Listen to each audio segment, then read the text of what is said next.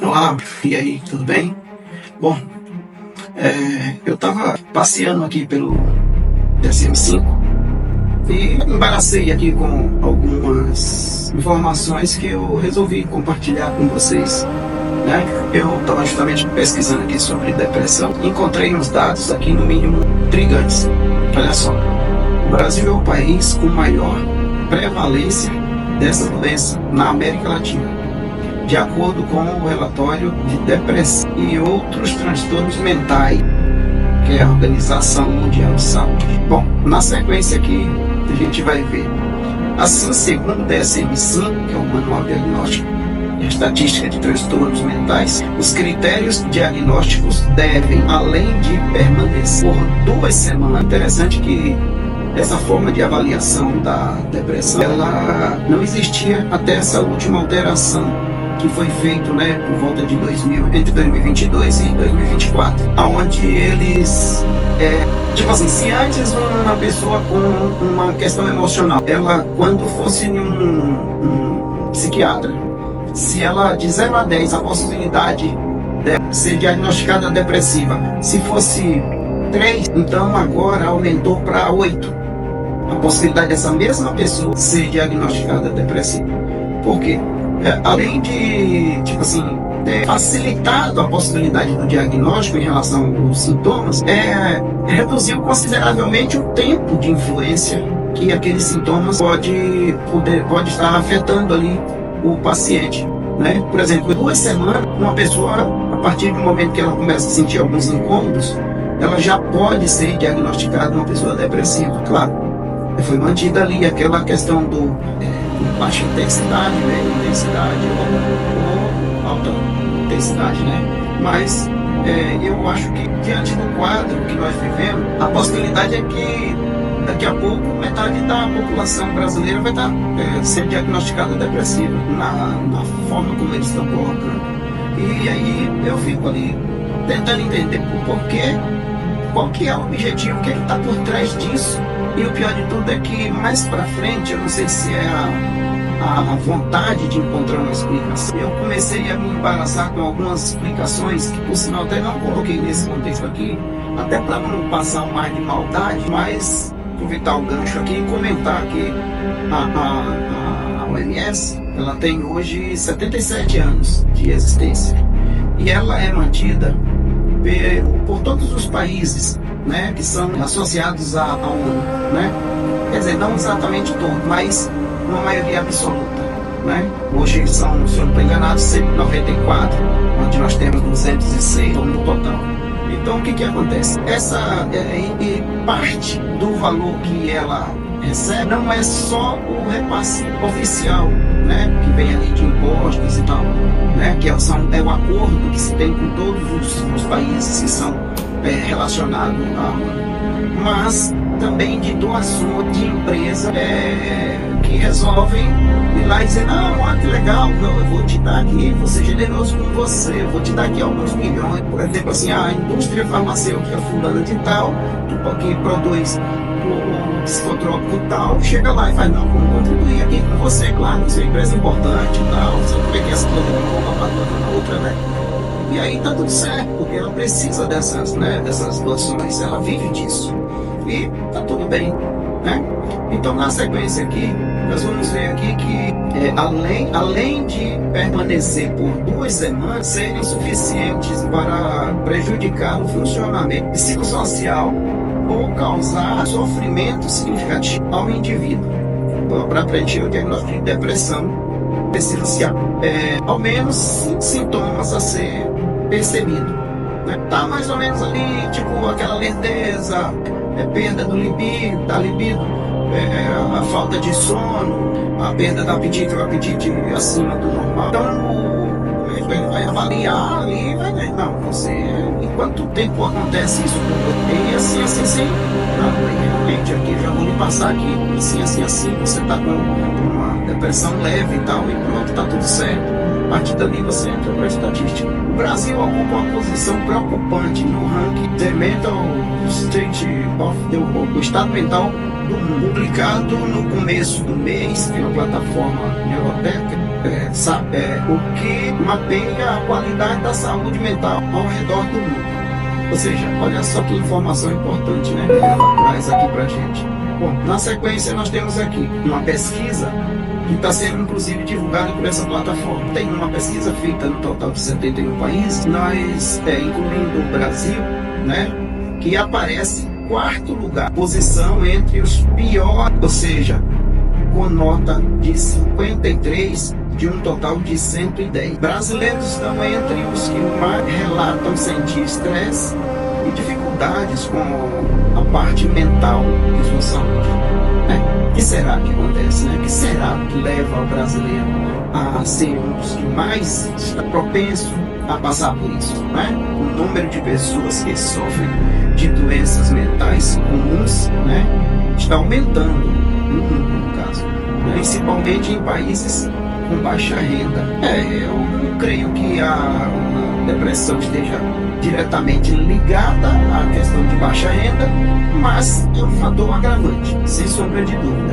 E alerta que, apesar da depressão atingir pessoas de todas as idades e níveis de renda, o risco de alguém ficar deprimido aumenta com a pobreza, o desemprego, com fatos da vida, como morte de uma pessoa próxima, no caso, fim de um relacionamento, debilitação física, problemas causados pelo consumo de álcool e drogas, e assim sucessivamente. Aí você me pergunta, sim, Jorge, vem cá, você como psicoterapeuta, existe um protocolo para tratar a depressão? Sim, sem sombra de dúvida que existe. Aliás, eu sou especialista em transtornos emocionais graves, pela metodologia TRG, e como o nome já está dizendo, é um método, entendeu? Um método de reprocessamento, ou seja, terapia de reprocessamento generativo, por isso TRG. E aí, mas aí vem uma pergunta, mas existe um para tratar depressão e ansiedade? Sim, sem sombra de dúvida. E se for apenas uma reação fóbica? Existe também, como existe para todas as outras questões emocionais. E por mais incrível que possa parecer, é o mesmo método para todas. Não muda absolutamente nada. O que muda é o tempo de atendimento por sessões terapêuticas, que pode variar de acordo com a neuroplasticidade do paciente, que é normalmente influenciado por determinados fatores, como o perfil de personalidade. O cliente tem um perfil de personalidade, o esquizo, que é o primeiro, o nome é esquizoide, mas fica um nome esquisito, O esquizo, que é o primeiro, que ele usa muito a mente, ele tem uma facilidade muito grande de raciocínio, de se conectar, de entender coisas complexas e tal. E aí, no momento que você está explicando para ele, ele já pegou ali, já vai lá, já se relaciona com um evento, já traz ali, a gente já faz a avaliação e consegue reprocessar o evento dele muito rápido, tanto quem tem um traço de personalidade de esquizoide, como quem também, às vezes as crianças também tem uma facilidade, uma neuroplasticidade muito boa. Mas vamos considerar que seja um masoca, ou melhor, um oral, que ele é muito emotivo, chora muito, tudo ele se envolve emocionalmente, sabe? Aquela pessoa que ele tem facilidade de se emocionar. Então essa pessoa provavelmente ela vai se relacionar, ela vai chorar muito até ela ficar em condição de, ali seria uma psicossomatização, por conta dela estar se relacionando com aqueles momentos que constrangeu ela, que causou um impacto forte a ponto de ser considerado traumatizante, Então, ou seja, enquanto um já demora bastante, o outro já é rápido demais, E assim sucessivamente. Na prática aqui, há um outro fator também que pode influenciar, que é o fato, é um evento que pode acontecer, não é raro acontecer, mas acontece, que é a mente cega, também conhecido no meio como sendo a fantasia, junto, não é a fantasia, é a fantasia. Às vezes a gente pede para o cliente se conectar com aqueles momentos que mais incomodou ele e de repente ele diz, não estou conseguindo lembrar de nada, é incrível, apagou tudo, sumiu, está dando uma tela branca, uma tela preta, está tudo certo. Naquele momento a gente vai tentar outros meios para conseguir acessar essa área, mas naquele momento ali não é possível, porque quando isso acontece realmente não tem como transpor essa barreira. é uma defesa do seu inconsciente, evitando que você acesse determinadas áreas que você se conectou previamente ali enquanto eu falava. E o seu inconsciente, ele criou recursos para você não acessar, porque ele já lembrou rapidamente que naquele período que você lembrou ali um pouco antes, houve algo que você sofreu muito, que foi muito traumatizante para você, foi muito ruim. E ele não quer que você faça aquilo novamente. Então ele, de início, ele vai negar o acesso. Mais para frente a gente vai tentando outros períodos ali e tal, e ele vai reconhecendo que você já está mais forte, que você está mais resistente. Aí ele vai permitindo que você lembre, é onde a gente vai pegando ali as pontas soltas, né? E vai começando a reprocessar o evento através dessas informações que vão sendo liberadas aos poucos, né? Bom, tudo isso pode ser influenciado na questão aí, mas nada disso pode determinar se vai ter sucesso ou não, porque o sucesso a gente sempre vai chegar. Porque o reprocessamento, ele não é como se fosse a ressignificação, né, que é muito utilizado pelos psicólogos em geral. O reprocessamento é uma alteração, é como se fosse uma dessensibilização da dor que aquele evento causou no seu inconsciente, né? Causou em você, influenciou na sua personalidade. Então, naquele período, quando aconteceu, é tanto que quando você se conecta com ele, você sente a mesma sensação que você sentiu quando o evento aconteceu. Então, quando a gente precisa voltar lá, vai doer, eu não estou bem, essa coisa me machucou bastante, a gente costuma sempre colocar ela diante de uma situação onde ela precisa decidir. E a gente sugere, é melhor doer uma hora para não doer nunca mais. Porque você, só para você ter uma ideia, você acha que seu pensamento é rápido? Você acha que seu pensamento é veloz? Assim, você pensa aqui uma coisa, já pensa outra ali, pensa outra lá? Pois é.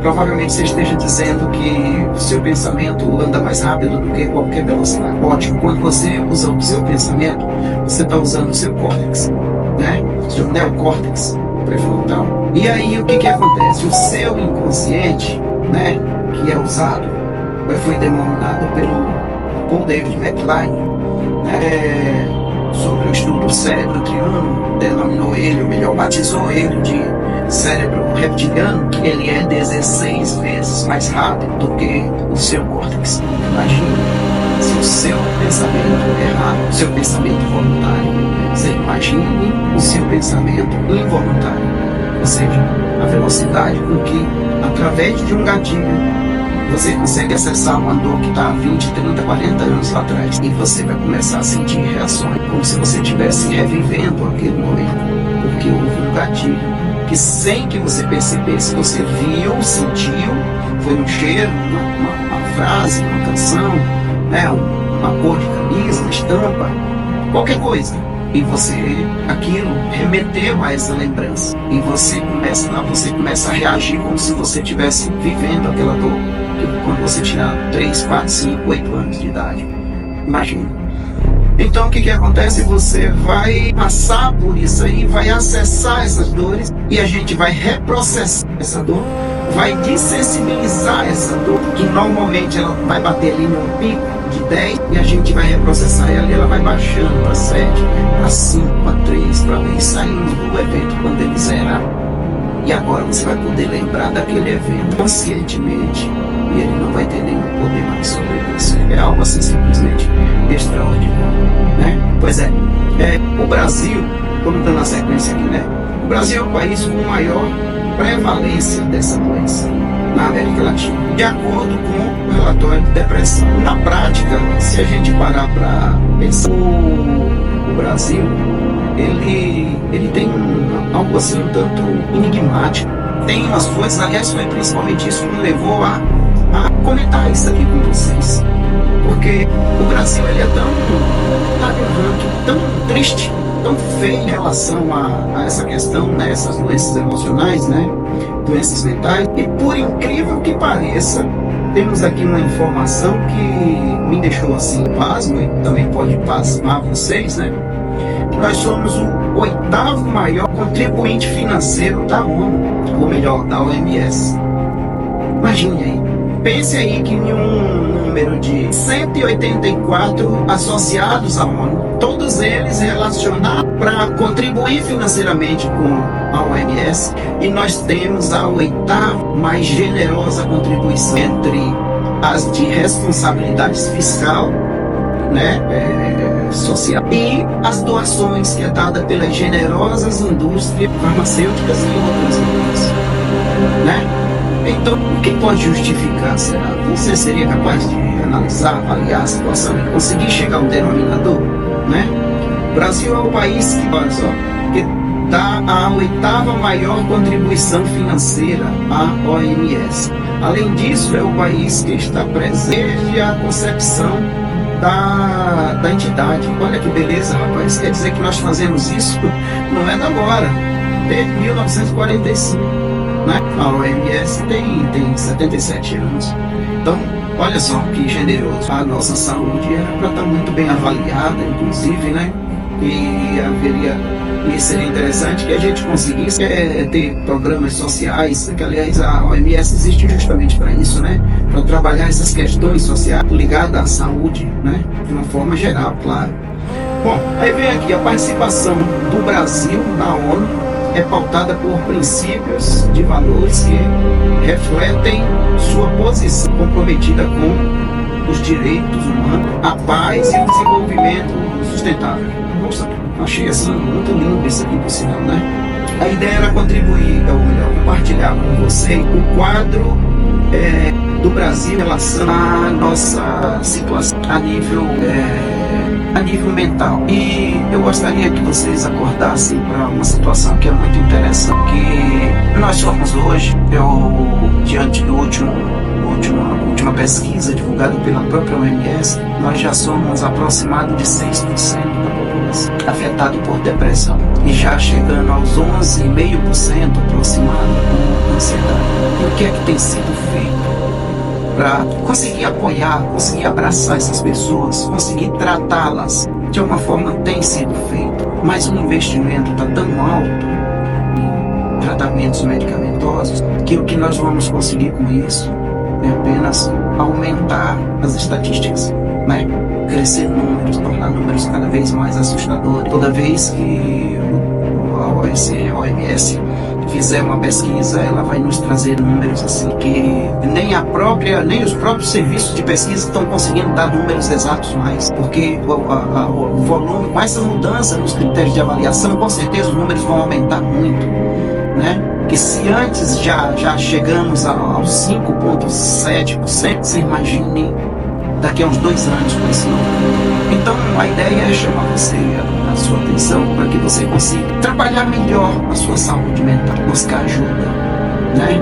Não tenha medo, não tenha rancor, não tenha nenhum tipo de restrição a buscar alguém que possa avaliar a sua situação e te prevenir, né? Tratar de forma preventiva, justamente para evitar que você consiga chegar a virar um número e estar dentro dessas estatísticas de uma próxima avaliação. Então, eu sou Jorge Reis, vamos ficando por aqui, né? Agradeço, inclusive, aí a presença do meu amigo José, né?